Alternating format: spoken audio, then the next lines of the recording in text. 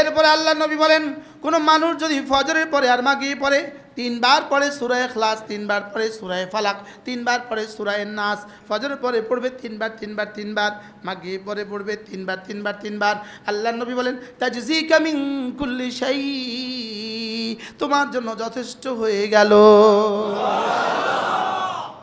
কি হয়? তোমার জন্য কি হয়ে গেল? যেই নামাজি পাঠ করিবে 3 বার 3 বার 3 কুল, যেই নামাজি পাঠ করিবে 3 বার 3 বার 3 কুল, সকাল সন্ধ্যায় পাঠ করিলে যথেষ্ট হবে 2 কুল। বলেন 3 কুল যথেষ্ট হবে 2 কুল। যেই নামাজি পাঠ করিবে 3 বার 3 বার 3 কুল, সকাল সন্ধ্যায় পাঠ করিলে যথেষ্ট হবে 2 কুল। হায় রে, যদি এই মজলিসগুলো না হইতো এই জাতির কি অবস্থা হইতো? এই জাতির কি অবস্থা হইতো? হ্যাঁ, যদি তাবলীগ জামাত না হইতো জাতির কি অবস্থা হইতো? হায় রে, যদি এই মাদ্রাসাগুলো না হইতো এই জাতির কি অবস্থা হইতো? বাস্তব না বাস্তব? যেই নামাজি পাঠ করিবে 3 বার 3 বার 3 কুল, সকাল সন্ধ্যায় পাঠ করিলে যথেষ্ট হবে 2 কুল। ফজরে পড়বো 3 বার 3 বার 3 বার, মাগরিবে পড়বো 3 বার 3 বার 3 বার, জোহরে একবার একবার একবার, আসরে একবার একবার একবার, এশা একবার একবার একবার, মাগরিবে শোয়ার সময় একবার একবার একবার, ইনশাআল্লাহ। মেরে ভাইও, আমার পঠিত আয়াতে কারিমাগুলোর আলোকে অল্প সময় আপনাদের সামনে আমি 2-4টা কথা আরজ করব। মেরে ভাইও, এই আমাদেরকে আল্লাহ তাআলা দু জিনিসের সমন্বয়ে বানিয়েছেন। একটা হলো আমাদেরকে একটা কলব দিয়েছেন, আর একটা বডি দিয়েছেন। বডি আর রুহের সমন্বয়ে আমরা মানুষ। বডি আর রুহের সমন্বয়ে কি আমরা মানুষ। বডির কিছু কাজ আছে, রুহের কিছু কাজ আছে। রুহ ছাড়া বডি অচল, বডি ছাড়া রুহ অচল। বলেন, এটা ইঞ্জিন আর শরীরের মতো, ইঞ্জিন আর গাড়ির বডির মতো। আচ্ছা, গাড়ির বডি আছে ইঞ্জিন নাই, এবার বডি আছে ইঞ্জিন আছে বডি নেই, লাভ নাই। তাইলে বোঝা গেছে আমাদের জিন্দেগি দুটো লাগবে, একটা হলো রূহ আর একটা হলো শরীর। বলেন, রূহ এবং কি? রূহ ছাড়া শরীর অচল, আর শরীর ছাড়া রূহ কি? অচল। এই জন্য আমাদের এই দুটা বড় দামি জিনিস, আমাদের রূহ, আমাদের শরীর। বলেন, রূহ শরীর। তো শরীরের যেমন কিছু উপাদান আছে, রূহেরও কিছু উপাদান আছে। শরীর বানিয়েছেন রব আগুন পানি মাটি বাতাস দিয়ে। শরীর বানিয়েছেন আগুন পানি মাটি বাতাস দিয়ে। আর রূহ কি দিয়ে বানিয়েছেন? রূহ কোনো কিছু দিয়ে বানান নাই, রূহ আল্লাহ তাআলার হুকুম। রূহ কি? বলেন, আল্লাহ তাআলার হুকুম।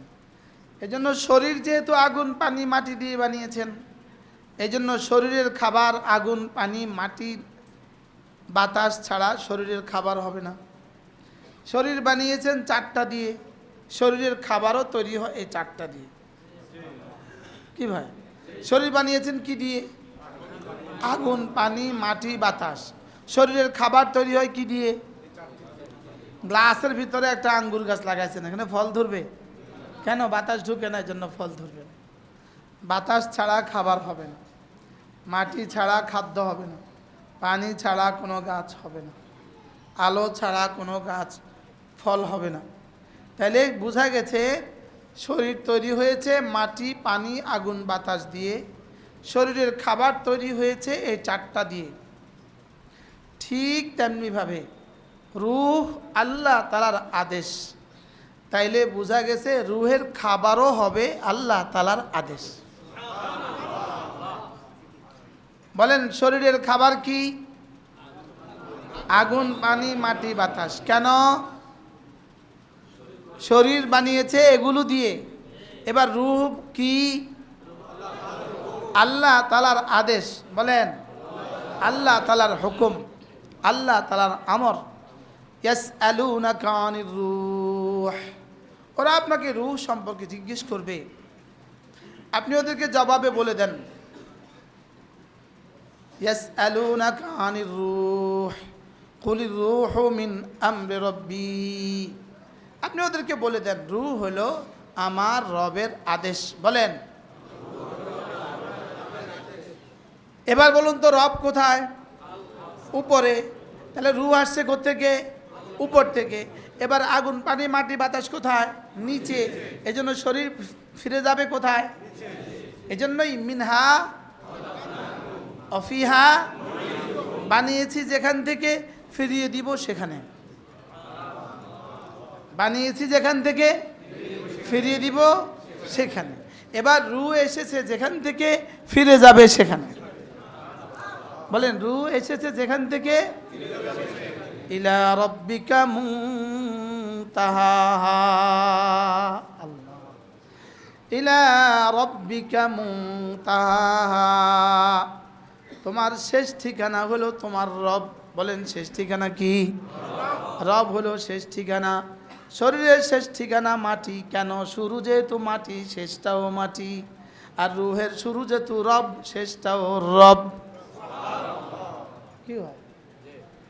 তাইলে এবার শরীরের খাবারও প্রয়োজন। এবার তাহলে রূহের খাবারও প্রয়োজন। এবার শরীরের খাবার কি?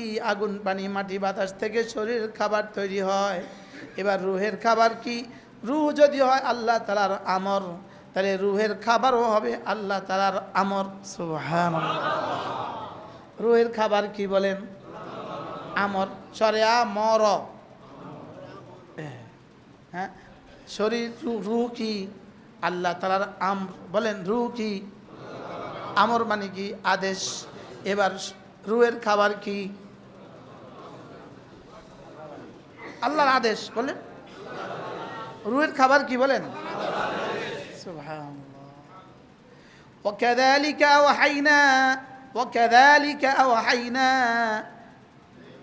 إليك روحا من أمرنا ما كنت تدري ما الكتاب ولا الإيمان। আপনি জানতেন না কিতাব কি, ঈমান কি, আপনি জানতেন না। আমি না আপনার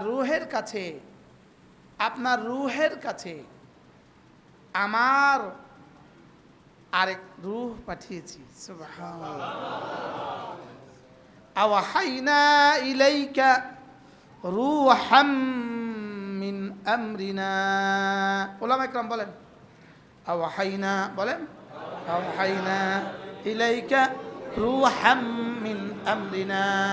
এবার আগেরটা মিলান। কুলির রূহু মিন আমরি রব্বি। এখানে হলো রূহাম মিন আমরিনা, ওখানে হলো রূহাম। কুলির রূহু মিন আমরি রব্বি। আমরে রব্বি যেই কথা, রূহাম মিন আমরিনা সেই কথা। উলামা ইকরাম কি বুঝছেন? কিছু কি বুঝছেন? রূহ যেমন আমরে রব, রূহের খাবারও হলো আমরে রব। রূহ হলো আমরে রব, রূহের খাবার হলো আমরে রব। মুখস্থ করেন আমরে রব, আমরে রব, আমরে রব, আমরে রব। রবের আদেশ, রবের আদেশ। শরীরের খাবার আগুন পানি মাটি বাতাস। এই জন্য আগুন ছাড়া কোনোদিন কোনো মানুষের খাবার তৈরি হয় না। আগুন ছাড়া খাবার তৈরি হয় না। আর আগুন পানি মাটি বাতাস ছাড়া খাবার বানানোই হয় না। কারণ যেখান থেকে ফিরে আসা ওখানেই ফিরে যাওয়া। খাবার ওখান থেকে। এবার যেখান থেকে রূহ আসা সেখানে ফিরে যাবে খাবার ওখান থেকে। সুবহানাল্লাহ। এবার শরীরের খাবার ছাড়া যেমন শরীর মরে যায়, শরীরের খাবার ছাড়া যেমন শরীর মরে যায়, রূহের খাবার ছাড়া রূহ মরে যায়। বলেন রূহের খাবার ছাড়া রূহ কি? মরা। এই জন্য পৃথিবীর সমস্ত কাফের মরা, পৃথিবীর সমস্ত কাফের মুর্দা, সমস্ত বেঈমান মুর্দা। সমস্ত বেঈমান কি? সমস্ত বেঈমান হলো মুর্দা, আর সমস্ত ঈমানওয়ালা হলো জিন্দা। সমস্ত বেঈমান কি? এবার সমস্ত ঈমানওয়ালা কি? এবার প্রশ্ন হলো ঈমানওয়ালা আবার বেনামাজি হয় কেমনে? এটার ঈমান যদি জিন্দা হয়, এটা বেনামাজি কেমনে? এটার ঈমান জিন্দা তবে ঘুমন্ত। তবে কি? ঘুমন্ত। ইমান জিন্দা, তবে কি ঘুমন্ত। এই জিন্দা মানুষের রূহ আছে না নাই? হ্যাঁ, জীবন্ত না মৃত? জীবন্ত। রূহ আছে না নাই? ঘুমন্ত মানুষের রূহ আছে না নাই? তবে এটা কি ঘুমন্ত না জাগ্রত? এবার বলুন তো দেখি, বেনামাজি নামাজ পড়ে না কেন? ইমান ঘুমন্ত। ইমান কি? বেপর্দা করে কেন? ইমান ঘুমন্ত। এজন্য ইমানওয়ালারা হিন্দুদের অনুষ্ঠানে যায় কেন? ইমান হয়ে গেছে ঘুমন্ত। এবার মনে কষ্ট পাইছেন আমরা? হ্যাঁ, কি এবার ওরা আমাদেরটাতে আসে কেন? ওরা আমাদেরটা ঈদগাহে আসে না কেন? হিন্দু আমাদের মসজিদে আসে না কেন? ওরা মৃত, এই জন্য আসে না। এবার বেনামাজি আসে না কেন? ঘুমন্ত, এই জন্য আসে না। বেঈমান কি? মৃত, এই জন্য আসে না। বেনামাজি কি? বেরোজগারি কি? এই বেনামাজি আর বেরোজগারিকে জাগাবার জন্য মাঝে মাঝে এই মজলিসগুলো লাগে, শুধু জাগাবার জন্য। কেন বলেন তো? হ্যাঁ, যদি এই মজলিসগুলো না হইতো আমাদের কি দশা হইতো? বাস্তব না বাস্তব? হ্যাঁ, 2 দিন ধরে আমাদেরকে জাগাবার চেষ্টা করছে। কি করার? এখান থেকে যদি জাগে, এই জাগ্রত মানুষগুলো তার বাচ্চাকে কোরআন শরীফ পড়াবার জন্য মাদ্রাসা দিবে। তাহলে যে মানুষগুলো বাচ্চাদেরকে মাদ্রাসা দেয় না, 2 দলে মাদ্রাসা দেয় না, বেঈমানে তো মাদ্রাসা দিবে না কেন? এরা মুর্দার জন্য দেয় না। এবার ইমানদারে কেন দেয় না বলেন না? এই মাহফিল দ্বারা যদি জাগ্রত হয় তো বাচ্চাদেরকে মাদ্রাসা দিবে। কি ভাই, এখন যারা রোজার পূজারে এক কয়, এদের ইমান কি জাগ্রত না ঘুমন্ত? আচ্ছা, রোজার পূজা বুঝি এক? হ্যাঁ, বাবা এখান থেকে সরো একটু, ইয়ে আসুক বাবা, ওই মাঠে আসে বসে, জানালা আসে বসে, একটু বাতাস লাগুক। এবার লাগবে না। এবার বলুন তো দেখি, আমাদের ইমানের কি হালত? জি জ্ঞান না বুঝো, আমগো ইমানের কি হালত কন? জি জ্ঞান বুঝো, আমাদের ইমানের কি হালত? যে ইমান আমাকে কোনো আবাদত ছুটতে দেয় না, যে ইমান আমাকে কোনো আবাদত ছুটতে দেয় না, যে ইমান আমাকে কোনো গুনাহ করতে দেয় না, এটা হলো জাগ্রত ইমান। বলেন এটা কি? রাস্তায় চলে, ভিন নারী দেখার সঙ্গে সঙ্গে চোখকে নিচু করে দেয়, এটা হলো জাগ্রত ইমান। আজান হলে মসজিদে যাওয়ার জন্য পাগল হয়ে যায়, এটা হলো জাগ্রত ইমান। বলেন এটা কি? আজান হলে মসজিদে যায়, এটা হলো কি? আজান হলে নামাজের জন্য প্রস্তুতি নেয়, এটা হলো জাগ্রত ইমান। আর আজান হলে মসজিদে যায় না, এটা হলো ঘুমন্ত ইমান। ইনি মুফতি সাহেব, কিন্তু আজান হলে মসজিদে যায় না, আসলে কিন্তু ঘুমন্ত ইমান। ইনি পীর সাহেব, লেকিন আজান হলে মসজিদে যায় না, ইনি পীর সাহেব, কিন্তু আসলে ঘুমন্ত ইমান। বলেন কি ইমান? বলেন আল্লাহ। এই জন্য 4টা জিনিস লাগবে। 1 নম্বরে ইমান লাগবে, 2 নম্বরে ইসলাম লাগবে, 3 নম্বরে ইহসান লাগবে, 4 নম্বরে তাকওয়া লাগবে। ইমান, ইসলাম, ইহসান, তাকওয়া মুখস্থ করেন। ইমান, আবার বলেন। 1 নম্বরে কি লাগবে? 2 নম্বরে কি লাগবে? ইসলাম। 3 নম্বরে কি লাগবে? ইহসান। 4 নম্বরে কি লাগবে? এবারে 4টা হাসিল হবে কি দিয়া? 4টা হাসিল হবে 4 তরিকা, 4টা হাসিল হবে। 1 নম্বরে তালিমের তরিকায়, 2 নম্বরে দাওয়াত ও তাবলীগের তরিকায়, 3 নম্বরে তাজকিয়ার তরিকায়, 4 নম্বরে জিহাদের তরিকা। সুবহানাল্লাহ। এই 4 তরিকা লাগবে, 4 তরিকা। মাদ্রাসা লাগবে, বলেন মাদ্রাসা লাগবে, তাবলীগ লাগবে, খানকা লাগবে, জিহাদ লাগবে। বুঝেন না? কি কি লাগবে? হ্যাঁ হ্যাঁ, আল্লাহওয়ালাদের সোহবত লাগবে। আর কি লাগবে? জিহাদ লাগবে। সুবহানাল্লাহ। না মুখস্থ করে যেতে হবে, মুখস্থ করতে হবে। বলেন দাওয়াত, তালিম, তাবলীগ, জিহাদ, তাজকিয়া। বলেন দাওয়াত ও তাবলীগ একসাথে। বলেন তালিম, দাওয়াত ও তাবলীগ, তাজকিয়া, জিহাদ। কোনটা কোনটা লাগবে না বলেন? হ্যাঁ বলেন সব লাগবে। সব কি কি জন্য লাগবে? ইলম, ঈমান, আমল ও তাকওয়ার জন্য। বলেন ইলম, ঈমান, আমল, তাকওয়া। ইলম, ঈমান, আমল, তাকওয়া। কি কি? ইলম হলে ঈমান হয়, ঈমান হলে আমল হয়, আমল হলে তাকওয়া হয়। উপর থেকে আগে মিলে আনেন, মিলে আনেন। আপনি বুঝালন, আপনি বাজার বুঝালন না? বুঝেন না? মুদি দোকানে যায় বাজার করেন না? উপর থেকে তালিকা লেখে আর ব্যাগে ভরে নিচের থেকে, মনে বুঝেন না? উপরে মিলে, উপরে নিচে মিলে আলেন না। আমরা ফালা ফালা পড়ার সময় হুজুরে আগে ফালা ফালা ফালু ফালা ফালাতে ফাল না পড়াইছে, এরপরে ফাল না ফালতু ফালতুম না পড়াইছে। মনে বুঝেন না? হ্যাঁ, বেশি মুখস্থ করলে উল্টাও পড়াইছে। পড়াইছে না? পড়াইছে না? এখন এখানে উল্টা ভাবটা দুটোটা ঠিক করেন। বলেন ইলম হলে ঈমান হয়, ঈমান হলে আমল হয়, আমল হলে তাকওয়া হয়। এবার তাকওয়া না হলে আমল হয় না, আমল না হলে ঈমানের দাম নাই। এবার ঈমান না হলে ইলম নাই, ইলম না হলে কিছু নাই। কি যে কি বুঝে আসছে নি? বলেন এই চারটা ছাড়া যাদেরকে আপনি দেখেন, আসলে এরা মানুষ না, এরা মানুষ নামের গরু। এরা মানুষ না, গরু। গরু গরু খায়, ঘুমায়, বাচ্চা দেয়। এরাও খায়, ঘুমায়, বাচ্চা দেয়। ছাগলে খায়, ঘুমায়, বাচ্চা দেয়। এরাও খায়, ঘুমায়, বাচ্চা দেয়। কোনো ব্যাস কম আছে নিকন না? এরা কি? গরু। গরু। এরা কি? না, গরু না, গরুর বহুত কাজ আছে। এটা ছাগল না, না ছাগল না, ছাগলের বহুত কাজ আছে। ছাগল বহুত ভালো, গরু বহুত ভালো, আরে কুকুরও বহুত ভালো, শুয়োরও বহুত ভালো। নাউজুবিল্লাহ। শুয়োরে বহুত ভালো করলে আবার সমস্যা আছে। শুয়োর নাজসুল আইন। শুয়োর কি? নাজসুল আইন। এটাকে বহুত ভালো কোন যেত না। শুয়োর মুজাসসাম খারাপ, আর এরা শুয়োরের চেয়েও নিকৃষ্ট।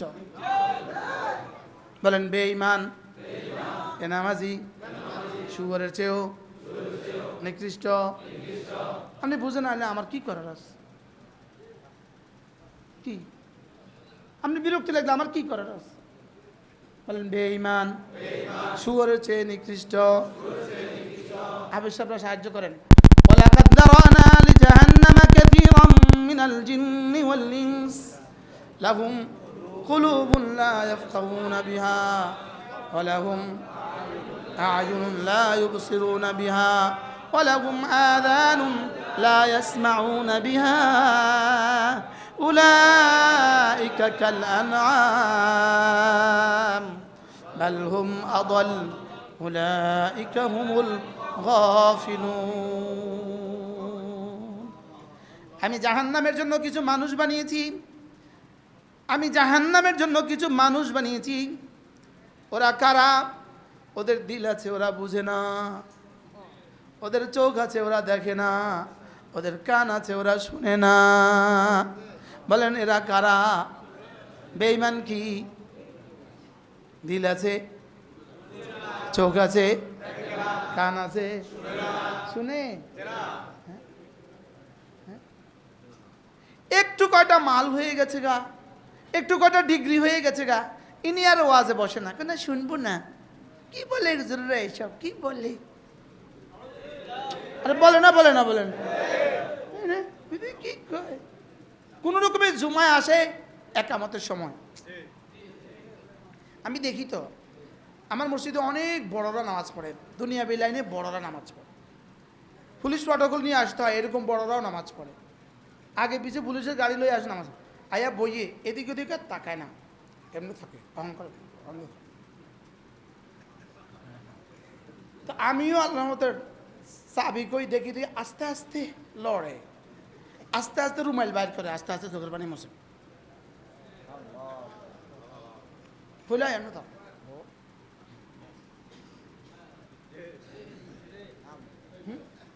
বুঝেন না বলিছে এদের আর বেতন কত? ওরা বেতন দিয়ে মাপে, ওরা টাকা দিয়ে মাপে, আর গাড়ি দিয়ে মাপে। আল্লাহর কসম, আল্লাহর কসম, রব শুধু কলিজা দিয়ে মাপে। বাস্তব না বাস্তব বলেন? ওরা মনে করে অল্প একটু বেতন। 3 বছরের বাচ্চার সামনে বিশ্ব সুন্দরী দিলে দাম আছে? মনে হয় বুঝেন না কথা। 3 বছরের বাচ্চার সামনে বিশ্ব সুন্দরী দামি না তার ছেঁড়া কাপড় পরা তার ওই গ্রামের মা দামি? হ্যাঁ, বিশ্ব সুন্দরী হাত পাতলে ওর কাছে যাবে না ওই মার কাছে যাবে? কেন? ও মারে চিনে, ওরে চিনে না। বলেন না, বুঝে না কথা। ও মারে চিনে, ওরে কি? ওরে চিনে না। এখন কি আসলে বিশ্ব সুন্দরীর কোনো দাম নাই? যে এই বাচ্চার কাছে দাম নাই কেন? বুঝে না, বুঝে না। বলেন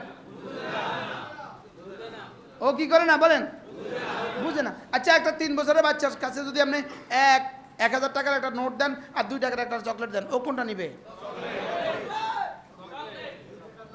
চকলেট নিবে। কেন? ও চকলেট চিনছে, 1000 টাকার নোট চিনে না। ও চকলেট চিনে, নোট চিনে না। আচ্ছা, 1000 টাকার নোট বাদ দেন, এক বড় ওজনের একটা চেইন দিলেন হাতে আর একটা চকলেট দিলেন, কোনটা নিবে? কেন? হ্যাঁ, আর কি চিনে নাই? আপনারা চিনেন না দেখে আমাদের অসুবিধা কি? আর কথা বুঝেন নাই? বাচ্চা আর কি, বাচ্চার আকল জোর দূরে দূরে না, বাচ্চার আকল জোর দূরে দূরে না। কথা বুঝেন নাই মনে হয়? বারাল কথা দূর চলে যাবে। এবার বলুন তো দেখি, শরীরের খাবার কি কি? এবার রুহের খাবার কি? আল্লাহর আদেশ। বলেন রুহের খাবার কি? রুহ কি? আদেশ। খাবার কি? আদেশ। বলেন রুহ কি? খাবার কি? এবার শরীরের খাবার নাই, এ বেটা কি? ফকির। শরীরের খাবার নাই, ফকিরের ঘরের ফকির। ভাত নাই বেটা, ঘরে ভাত নাই, ফকির। ঘরে ভাত নাই, রুটি নাই, ফকির। 1 বেলার ভাত আছে, 3 বেলার নাই, ফকির। তো যার রুহের খাবার নাই সে কত নম্বরের ফকির?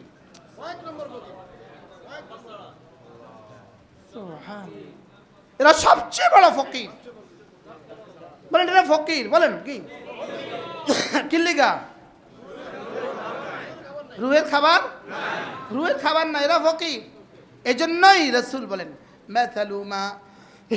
মাসালুল্লাযী ইয়াযকুরুল্লাহ ওয়া মাসালুল্লাযী লাম ইয়াযকুরিল্লাহ কামাসালিল হাইয়্যি ওয়াল মাইয়িত।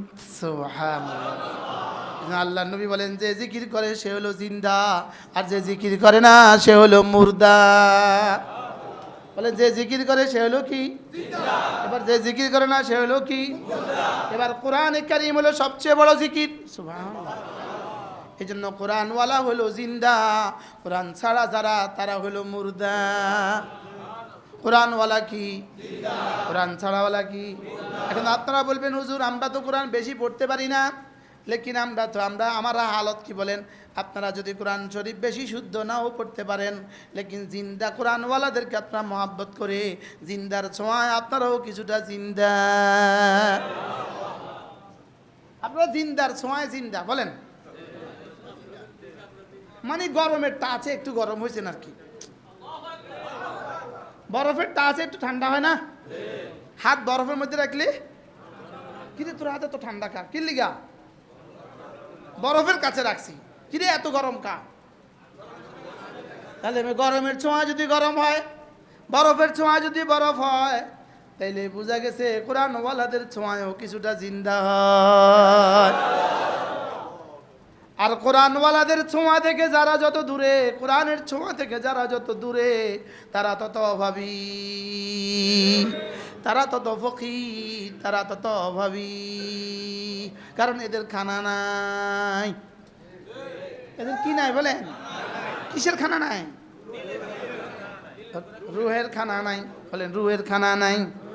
তো শরীরের খানা ছাড়া যদি এটা অভাবী হয়, রুহের খানা ছাড়া কি পরিমাণ অভাবী? এই জন্য উজানি পিসা হুজুর রহমতুল্লাহ বলতেন, মালিকের সাথে যার ভাব নাই তার অভাবের শেষ নাই। কি বলতেন? বলেন মালিকের সাথে যার কি নাই? ভাব নাই, তার অভাবের কি নাই?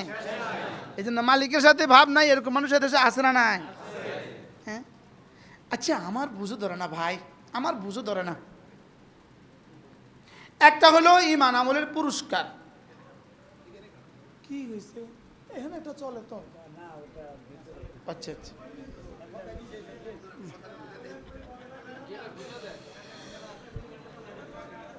এটা দরকার নেই, গুলি আলো, গুলি ফ্যান চালাই থাক, শেষ ওয়াজ শেষ। এটা না হলো সারবার।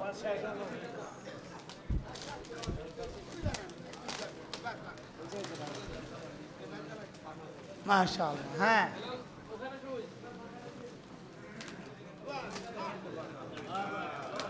আলহামদুলিল্লাহ। বলেন না ওরা বড় অসহায়, বলেন ওরা বড় অসহায়, বলেন ওরা বড় অসহায়।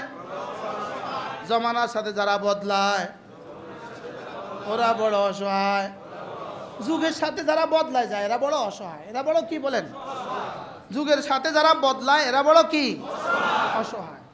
ওরাই প্রকৃত মানুষ যারা জমানারে বদলায়। সুবহানাল্লাহ বলেন। যুগের সাথে যারা বদলে যায় তারা বড় কি? আর যারা জমানারে বদলায় এরাই হলো মানুষ যারা জমানারে বদলায়। সুবহানাল্লাহ বলেন। এরাই হলো মানুষ যারা কি? এখন জমানা তারে যেদিকে টানে, সময়ে তারে যেদিকে টানে সেদিকে চলে যায়। একবার বৌদ্ধগো মন্দিরে যায়, একবার হিন্দুগো মন্দিরে যায়। এরা বড় অসহায়। বলেন কি খুশি কর না? এরা বড় কি? কিনলিগা একবার মন্দিরে যায়, একবার আবার পূজার যায়, আবার হিন্দু বৌদ্ধটা তো যায় উঠছে, আবার বৌদ্ধটা যায় উঠছে মাথে না। এরা বড় অসহায়। এরা বড় কি বলেন? ওরাই মানুষ যারা জমানাকে বদলায়। সুবহানাল্লাহ বলেন। আরে জামানা যা হয় তাই হবে, আমি থাকবো ইস্তেকামাতের উপরে, আমি আমারটার উপরে অটল থাকবো। আমি আমারটার উপরে কি থাকবো বলেন? আমি আমারটার উপরে কি থাকবো? অটল থাকবো। বারহাল তাহলে শরীরের খাবার কি কি পাইছি, রুহের খাবার কি কি পাইছি। এবার রুহের খাবারের এক নম্বরটা কি? কোরআন। রুহের খাবারের এক নম্বরটা কি? এবার কোরআন ছাড়া মানুষ কেমন? হ্যাঁ, কোরআন ছাড়া মানুষ কেমন? এটা মানুষ না গরু? গরু গরু, এটা গরু। কোরআন ছাড়া সে যত বড় হোক সে গরু। আপনারা এখন বুঝে আসবে না, মওতের পরে বুঝে আসবে। মনে হয় বুঝেন না। বলেন ঈমান ছাড়া আমল ছাড়া, বলেন গরু গরু। এখন বুঝে আসবে না, মওতের পরে বুঝে আসবে। তো মওতের পরে বুঝে আসলে কি লাভ হইব?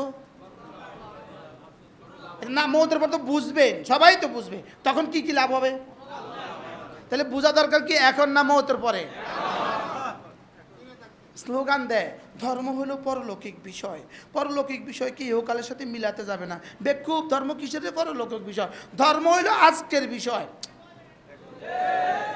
ধর্ম সম্পূর্ণভাবে ইহলৌকিক বিষয়। সুবহানাল্লাহ বলেন। ধর্ম বুঝি পরলৌকিক বিষয়? এই পরলোকে নামাজ আছে, নামাজ কি পরলোকে না ইহলোকে? রোজা পরলোকে না ইহলোকে? হালাল হারাম পরলোকে না ইহলোকে? ধর্ম বুঝি পরলৌকিক বিষয়?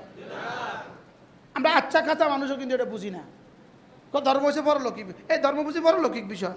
তাহলে এরা ধর্ম পালন করবে পরকালে গিয়া। ধর্ম কি পরকালে গিয়া নি পালন করে না? ধর্ম কোন কালে পালন করবে?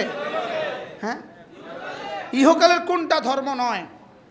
আমার সকালবেলা ধর্ম, আমার দুপুরবেলা ধর্ম, আমার বিকেলবেলা ধর্ম, আমার সন্ধ্যাবেলা ধর্ম, আমার রাত্রিবেলা ধর্ম, আমার জাগ্রত হওয়া ধর্ম, আমার ঘুমানো ধর্ম, আমার কাজ ধর্ম, আমার বাথরুম ধর্ম, আমার বের হওয়া ধর্ম, আমার জামা পরা ধর্ম। কোনটা ধর্ম না? আচ্ছা, জামা পরা এটা ইহকালীন বিষয় না পরকালীন বিষয়? তো জামা কেমনে পড়বে এটা বিষয় না পরকালীন বিষয়? কি? আচ্ছা, ঘর কি বলেন? ঘর কি ইহকালীন বিষয়? ঘর কি বলেন? তো এটা কি একালে বানাইবো না হেকালে বানাইবো? এবার ঘরে ঢুকা এটা ইহকালীন বিষয় না পরকালীন বিষয়? ইহকালীন বিষয়। এবার ডান পা দিয়ে ঘরে ঢুকা এটা হয়ে গেছে ধর্ম। সুবহানাল্লাহ বলেন। কবরে জানি আপনি ঘরে ডান পা দিয়ে ঢুকবেন, আমি তো বুঝাতে পারলাম না তো। এবার ঘর কি? ইহকালীন বিষয়। এবার ঘর থেকে বের হওয়া কি? ইহকালীন বিষয়। এবার বাম পা দিয়ে ঘর থেকে বের হওয়া, এটা হয়ে গেছে ধর্ম। এবার ধর্ম কি ইহকালীন বিষয় না পরকালীন বিষয়? আচ্ছা, জামা কি? এবার ডান হাত দিয়ে জামা পরা, এটা হলো ধর্ম। এবার জামা ডান হাতে ধরা, এটা ইহকালীন বিষয় না পরকালীন বিষয়? আগে বাম হাত খোলার সময় আগে বাম হাত খোলা, এখন এটা কি ইহকালীন বিষয় না পরকালীন বিষয়? এবার বলুন তো দেখি, ধর্ম আর এই ইহকাল আর পরকাল, ধর্ম ইহকালীন না পরকালীন? তো যারা বলে ধর্ম পরকালীন বিষয়, আচ্ছা ধর্ম তুমি পরকালে যায় পালন করবা, তো তুমি এই কালে কি করবা, সেই কালে কি করবা?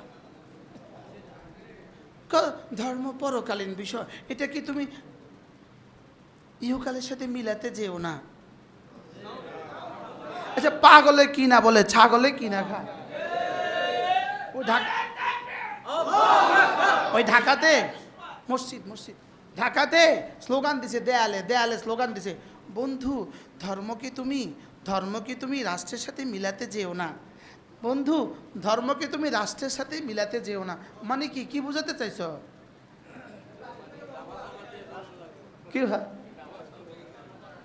মানে রাষ্ট্র ভিন্ন ধর্ম ভিন্ন না? আমাদের রাষ্ট্র যেখানে ধর্ম সেখানে। কি আমাদের রাষ্ট্র যেখানে ধর্ম কি সেখানে। তা রাষ্ট্রের সাথে ধর্মকে মিলাতে চেও না, অর্থ কি বুঝাতে চাইছেন? হ্যাঁ, ধর্মকে আলাদা করবেন আর রাষ্ট্রকে আলাদা করবেন, জি না, এটা এই দেশে হবে না। এই স্বপ্ন এখানে বাস্তবায়িত হবে না। বলেন, এই স্বপ্ন কি এখানে বাস্তবায়িত হবে না? আচ্ছা, যেমন আমি আপনাকে একটা প্রশ্ন করি, সূরা ফাতিহা একজন মুসলমানের উপরে প্রতিদিন কতবার পড়তে হয়? 32 বার। কতবার? আচ্ছা, প্রধান উপদেষ্টার জন্য কয়বার পড়া লাগে? ওনার আব্বার জন্য কয়বার? ওনার আম্মার জন্য কয়বার? সেনা প্রধানের জন্য কয়বার? ডিসি সাহেবের জন্য কয়বার? সচিবের জন্য কয়বার? সচিবের বিবির জন্য কয়বার? সচিবের আব্বার জন্য কয়বার? সচিবের আম্মার জন্য কয়বার? গতকালকে কয়বার? এর আগের দিন কয়বার? আগামীকালকে কয়বার? আগামী দিনের পরের দিন কয়বার? মৌতের দিন কয়বার? বিয়ের দিন কয়বার? আব্বার জানাজার দিন কয়বার? এবার বলেন তো, আমার সোনার বাংলা আমাকে পড়তে হয় প্রতিদিন কতবার? হ্যাঁ, যেমন আরেকটা গান বলেন, একটা গানের একটা কলি, কেউ একটা কও না, আমি পারা না মনে হয় কয়জন, এটা ডেলি কয়বার কইতে হয়? এক বছরে কয়বার কওয়া লাগে? বলেন না। হ্যাঁ, মোরা একটি ফুলকে বাঁচাবো বলে যুদ্ধ করি, আচ্ছা কয়বার কওয়া লাগে? আচ্ছা, এবার বলেন তো, যেটা জীবনে একবারও কওয়া লাগে না, সেটার জন্য শিক্ষক নিয়োগ দিতে হবে কেন? বুঝতে পারলাম না। আর যেটা জীবনে 32 বার, প্রতিদিন 32 বার বলতে হয়, সেটার জন্য শিক্ষক নিয়োগ দেওয়া কতবার ফরজ? এবার বলেন তো দেখি, ধর্মের জন্য, কোরআনে কারীমের জন্য শিক্ষক নিয়োগ দেওয়া জরুরি না? কার জন্য জরুরি না?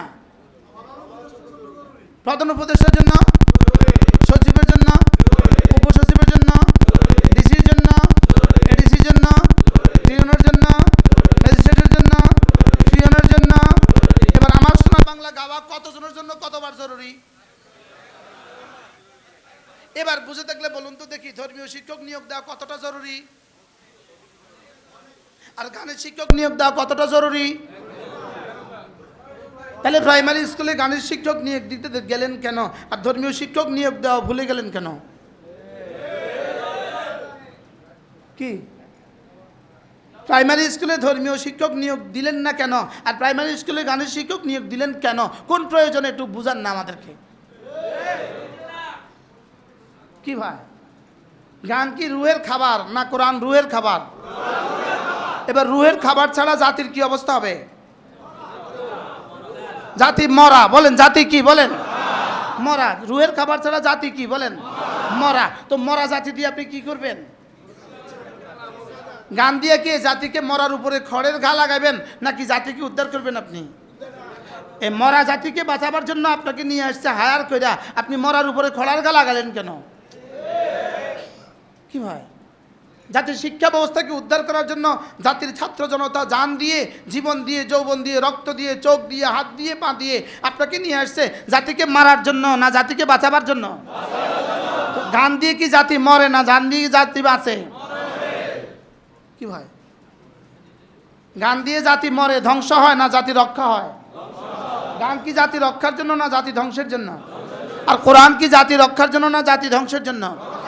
যদি প্রাইমারি স্কুলে কোরআন কারীম শিখিয়ে দেওয়া হয়, প্রতিটা বাচ্চাকে নৈতিক শিক্ষায় শিক্ষিত করা হয়, প্রতিটা বাচ্চাকে হালাল হারাম শিখিয়ে দেওয়া হয়, প্রতিটা বাচ্চাকে দুর্নীতি শিখিয়ে দেওয়া হয়, প্রতিটা বাচ্চাকে দুর্নীতির বিরুদ্ধে শিখিয়ে দেওয়া হয়, প্রতিটা বাচ্চাকে মাদকের বিরুদ্ধে শিখিয়ে দেওয়া হয়, জুয়ার বিরুদ্ধে শিখিয়ে দেওয়া হয়, ছবি দেখার বিরুদ্ধে শিখিয়ে দেওয়া হয়, তাহলে এই বাচ্চাই তো হাই স্কুলে যাবে, এরাই তো পরে কলেজে যাবে, এরাই তো পরে ইউনিভার্সিটিতে যাবে,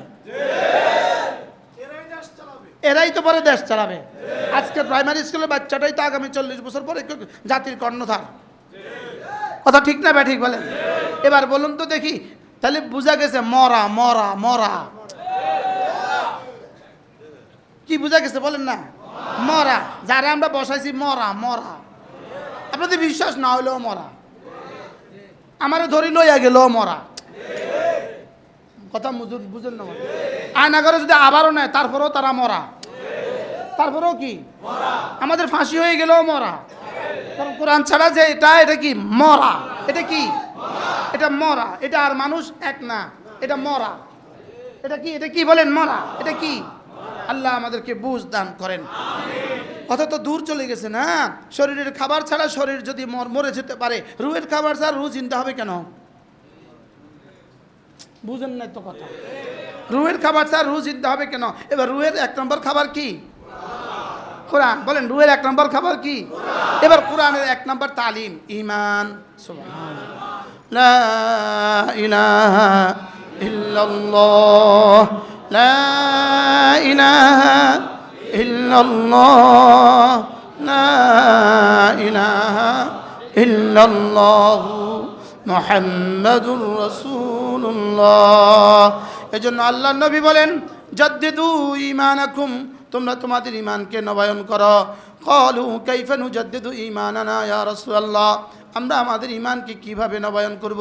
ক্বালা ফাকসিরু বিকওলি লা ইলাহা ইল্লাল্লাহ। এটা বেশি বেশি পড়ো। একবার পড়বো তো একবার ঈমান নবায়ন হবে, আবার পড়বা আবার নবায়ন হবে, আবার পড়বা আবার নবায়ন হবে। লা ইলাহা ইল্লাল্লাহ, লা ইলাহা ইল্লাল্লাহ, লা ইলাহা ইল্লাল্লাহ, লা ইলাহা ইল্লাল্লাহু মুহাম্মাদুর রাসূলুল্লাহ। এবার কোরআনে কারীমের 2 নম্বর তালিম নামাজ। 2 নম্বর তালিম কি? কোরআন যদি খাবার হয় তাহলে খাবারের মধ্যে 1 নম্বরটা হলো ঈমান, এবার 2 নম্বরটা হলো ইসলাম। এবার ইসলামের 1ম নাম্বার হলো নামাজ। সুবহানাল্লাহ, ইসলামের 1ম নাম্বার কি? এবার বলেন নামাজ নাই যার, ইসলাম নাই তার। এবার ইসলাম নাই যার, তো তার ঈমান আর কত দূর আছে? কি হয়? হ্যাঁ, আমরা তাকে কাফের বলি না, মুহাদ্দিসিনে কেরাম বাঁচায়া দিছে। এজন্য আমরা কি বলি না বলেন? কাফের বলি না। কিন্তু তার আর কাফেরের মধ্যে পার্থক্য কোথায়? তাহলে আজকে নিয়ত করেন, আজ থেকে 5 ওয়াক্ত নামাজ জামাতের সাথে পড়বই পড়ব। বলেন ইনশাআল্লাহ। নিয়ত পাক্কা ইনশাআল্লাহ, ইনশাআল্লাহ। জামাতে না ঘরে? ইনশাআল্লাহ। আল্লাহ, একটু বড় হুজুর হয়ে গেছে, উনি আর মসজিদে এসে নামাজ পড়েন না, এরকম আছে না নাই? একটু বড় হুজুর আর কি, উনি আর মসজিদে এসে নামাজ পড়েন না। মানে আপনি কি রাসূলের তো বড় হুজুর হয়ে গেছেন নাকি না? কি আপনি কি সিদ্দিক আকবর থেকেও বড় হুজুর হয়ে গেছেন নাকি না? আপনি কামরাত বসে বসে নামাজ পড়েন কেন? এরকম হুজুর আছে না নাই? কারণ বিষয়টা কি? বিষয়টা কি? হ্যাঁ, আরে অসুস্থ তো ভিন্ন কথা ভাই, মাজুর হলে তো ভিন্ন কথা। বলেন না, মাজুর হলে তো কি একটু গরম লাগে আর মসজিদে আসে না, একটু শীত লাগে আর বেশি মসজিদে আসে না। আল্লাহ বুঝে, আমার ওজর বুঝে না। হ্যাঁ, আল্লাহ বুঝে, আমার ওজর বুঝে না। প্রত্যেকে নিয়ত করেন মসজিদে এসেই নামাজ পড়বো ইনশাআল্লাহ। ইনশাআল্লাহ নিয়ত পাক্কা ইনশাআল্লাহ। আল্লাহ এই মুহূর্তে আমরা এখানে যতজন আছি আল্লাহ আমাদের প্রত্যেককে জীবনের শেষ নামাজটাও জামাতের সাথে পড়ার তৌফিক দান করেন। নিয়ত নিয়ত নিয়ত আস্তে আস্তে করতেছেন ইনশাআল্লাহ। আমনে নিয়ত ফজলুল্লাহ ভাই আর কার নাম লইতাম আর কার নাম নিয়ত জামাতে নামাজ মসজিদে এসে নামাজ ইনশাআল্লাহ। আল্লাহর কসম খেয়ে বলি আপনি জামাতে নামাজ নিশ্চিত করেন, তাকবীরুল্লাহ নিশ্চিত করেন, আর কোনো ইবাদত যদি করার সুযোগ নাও হয় আপনি জান্নাতে যান ইনশাআল্লাহ। বলেন ইনশাআল্লাহ। কি হয় এই হুজুর আমি এটা কসম খাই করলে কি কোনো অসুবিধা হবনি? 1 কোটি বার কসম খাইলে অসুবিধা হতো না। জামাতে নামাজ নিশ্চিত করবো তো ইনশাআল্লাহ। এরপরে প্রতিদিন 5 ওয়াক্ত নামাজের পরে আয়াতুল কুরসি পড়ব। কি পড়বেন? মান ক্বারা আয়াতুল কুরসি ফি দুবুরিল মাকতুবাত। আল্লাহর নবী বলেন 5 ওয়াক্ত নামাজের পরে যে আয়াতুল কুরসি পড়বা, আয়াতুল কুরসি লাম ইয়ামনাহু আন দুখুলিল জান্নাতি ইল্লাল মাউত। মৃত্যু ছাড়া তোমাকে জান্নাতে যেতে আর কেউ বাধা দিবে না।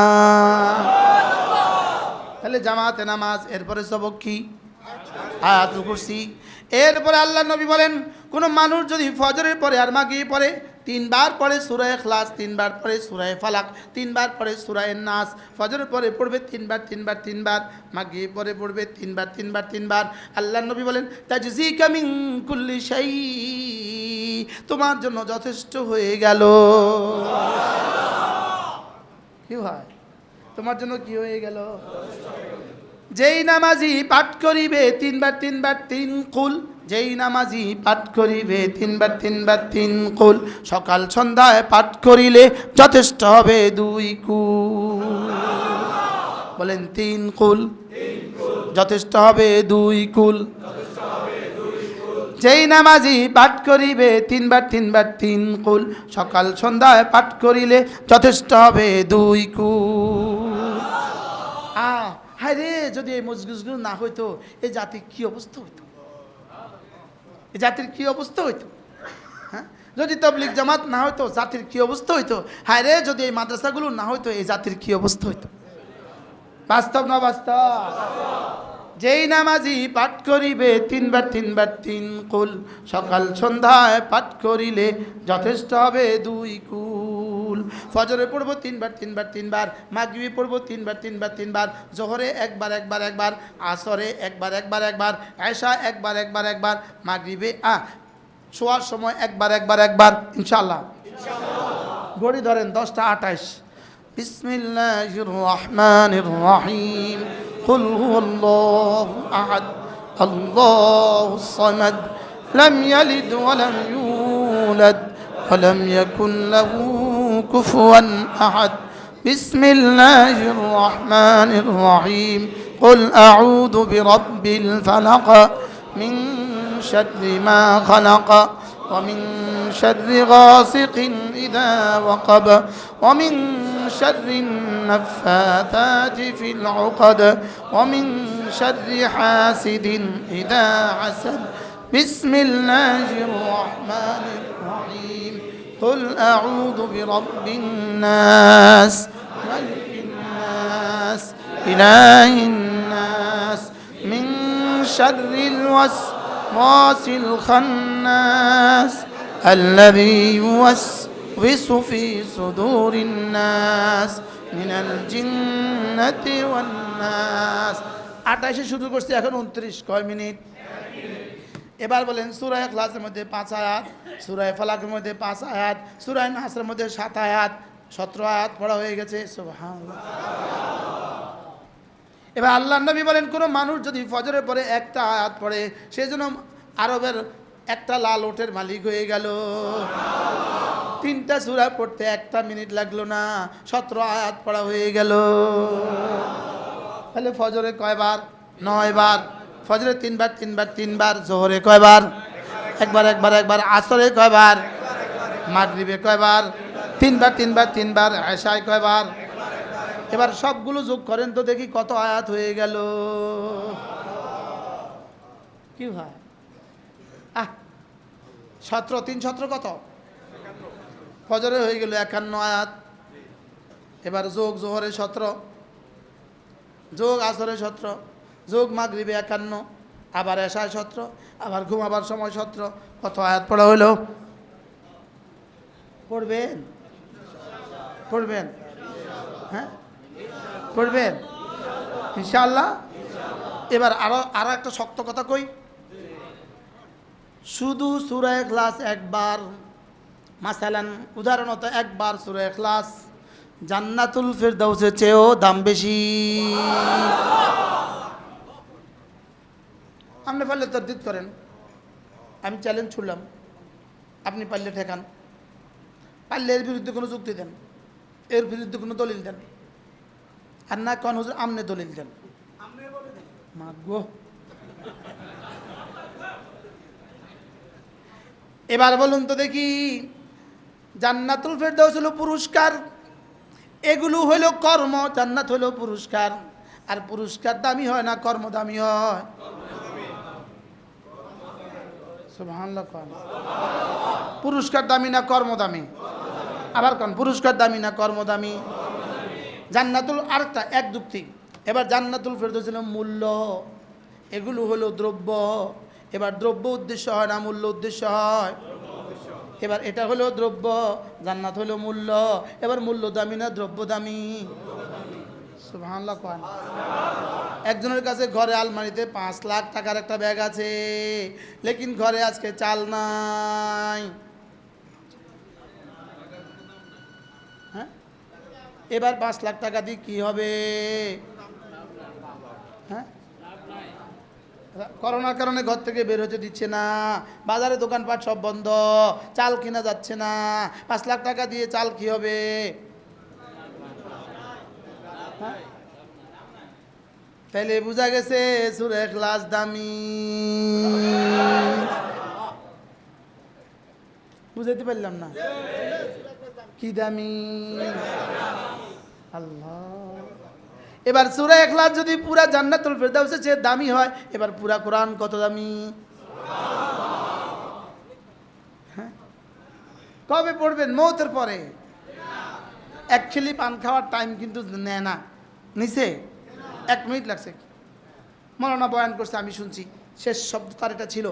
5 ওয়াক্ত নামাজের পরে কোনো মানুষ যদি সুবহানাল্লাহ 33 বার, আলহামদুলিল্লাহ 33 বার, আল্লাহু আকবার 34 বার পড়ে, এভাবে হবে 100 বার।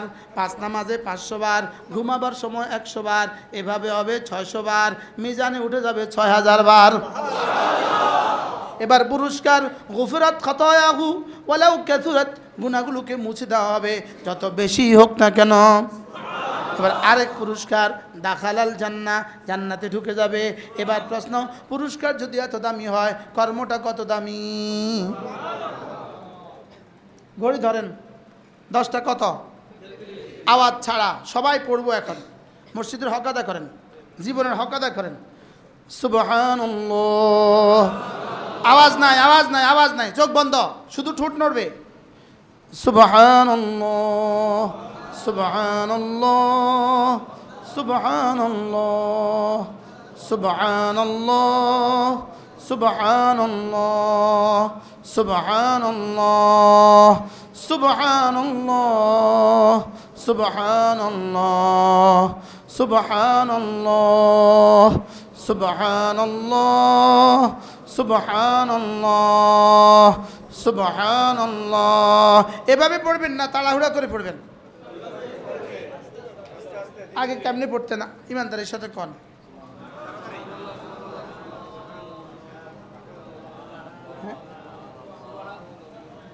সুবহানাল্লাহ, সুবহানাল্লাহ, আলহামদুলিল্লাহ, আলহামদুলিল্লাহ, আলহামদুলিল্লাহ, আলহামদুলিল্লাহ, আলহামদুলিল্লাহ, আলহামদুলিল্লাহ, আলহামদুলিল্লাহ, আলহামদুলিল্লাহ।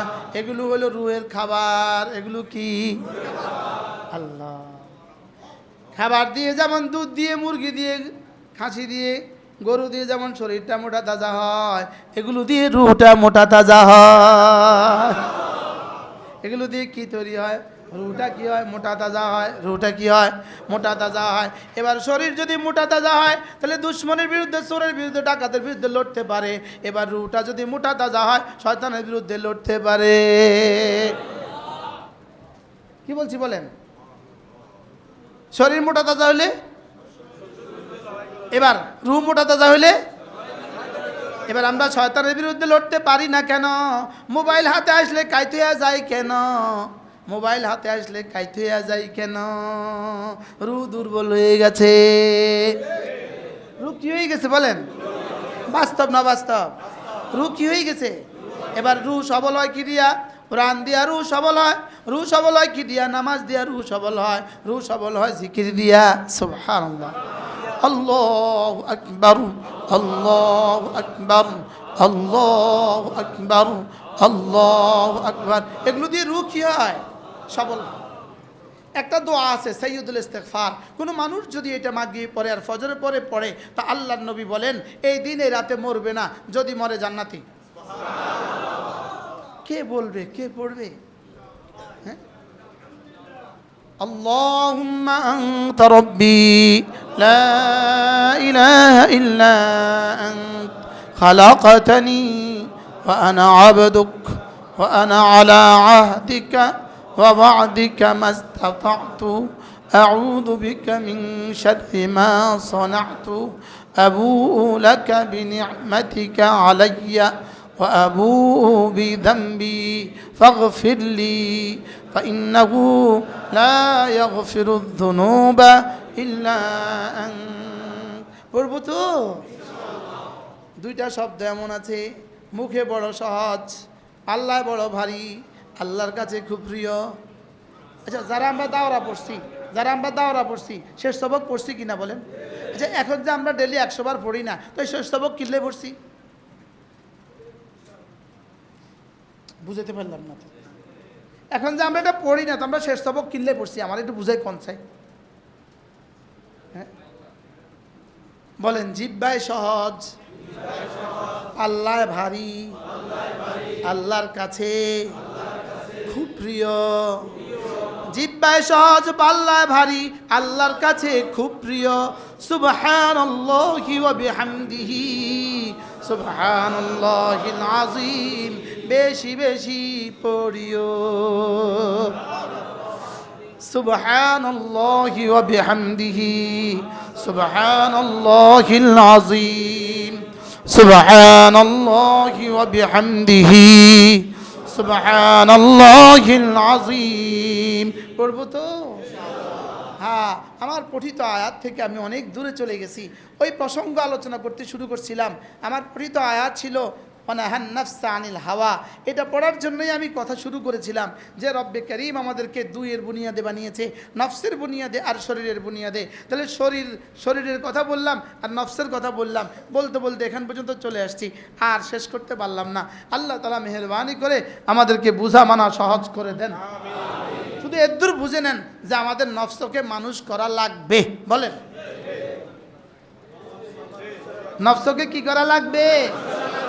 এটাকে মানুষ করা লাগবে। জমিনে আগাছা কখন উঠে? মেহনত না করলে। বলেন, জমিনে আগাছা কখন উঠে? এবার নফস নষ্ট হয় কখন?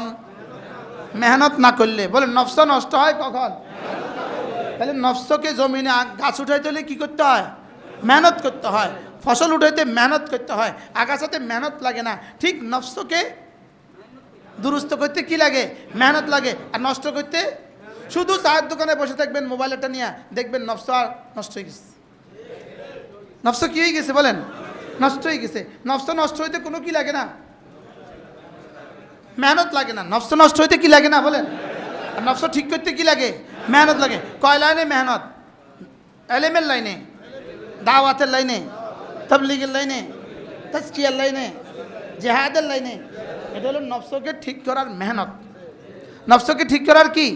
প্রত্যেকে নিয়ত করেন আল্লাহর রাস্তায় কিছু সময় লাগাবো। বলেন ইনশাআল্লাহ। বলেন ইনশাআল্লাহ।